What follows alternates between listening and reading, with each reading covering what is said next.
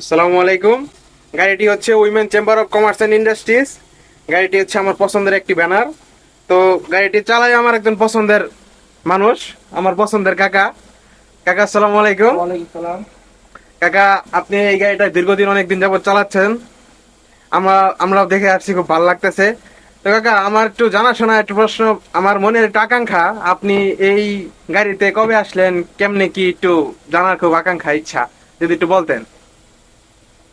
আমি এই গাড়িতে আসলাম, এই কোম্পানি চাকরি করি প্রায় 14 বছর।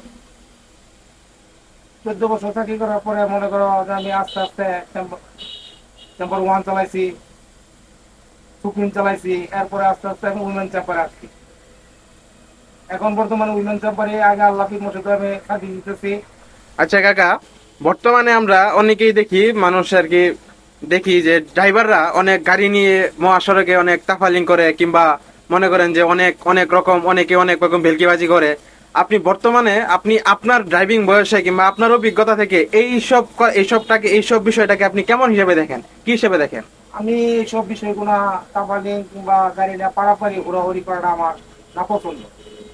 আমি বর্তমানে যে সময়, যে রাস্তা, এখন এই সময় পারাপারি করাটা মোটেই উচিত না। রিয়েলি গাড়ি চালানো অনেক ভালো, গাড়ি পারফেক্ট, যে সাইড চাইবে তাকে সাইড দেওয়া উচিত। আচ্ছা কাকা, আপনার কাছে আমার আরেকটা প্রশ্ন।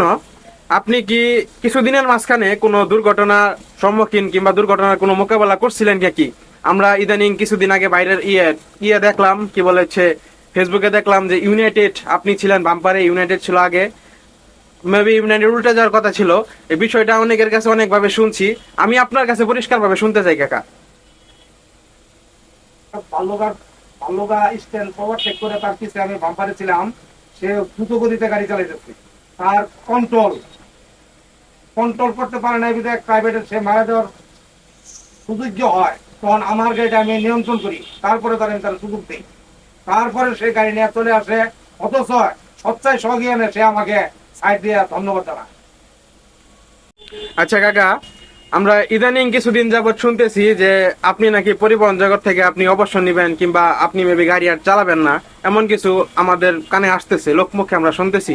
কাকা, এই কথাটা কি আদৌ সত্য নাকি মিথ্যা, কিংবা কি, পরিষ্কার করে আমি আপনার মুখ থেকে শুনতে চাই।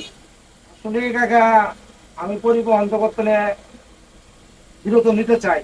শুধু মানুষের মায়া মহব্বত আর ভালোবাসার জন্যই আমি পদত্যাগ করতে পারতেছি না। আমি মনে মনে ভাবতেছি পরিবহন জগৎ থেকে আমি পদত্যাগ করব।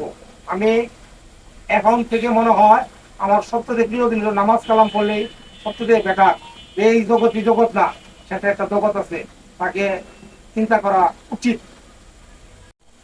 আচ্ছা কাকা, এই যে আমরা অনেকেই যারা আছি, মূলত হচ্ছে বাস লাভিং করি, রাস্তার পাশে দাঁড়ায় থাকি, বাস লাভিং করি, উস্তাদ আপনাদের ভালোবাসি, স্টাফদের ভালোবাসি, মূলত বাসের ভালোবাসা থেকে এটা উৎপত্তি হয়েছে। তো কাকা, আমাদের আপনি কিরকম দৃষ্টিতে দেখেন, আমাদের ভালোবাসা আপনি পান নাকি নাকি পান না, এটা আপনার কাছে শুনতে চাই কাকা। আসলে অনেক অনেক ধন্যবাদ। আমি বাসম্যানের কাছ থেকে অনেক ভালোবাসা, আদর, আপ্যায়ন পেয়েছি। অথচ আমি বিগত গাড়ি চালানো হিসাবে যে দ্রুত গতিতে চালাই কিংবা অন্য কিছু ভাবনা চিন্তা করি তা না। শুধু বাসম্যানের থেকে শুধু আমার ভাইস্তা আছে, আমার ভাই আছে, আমার মামা আছে, এদের কাছে আমি উৎসাহিত। আর আমার ভিডিও গুলা বাড়িতে বসে বসে আমার নাতিন আছে, আমার কাকারা আছে, আমার চাচি আছে, এরা দেখে। আমি এতেই ধন্যবাদ।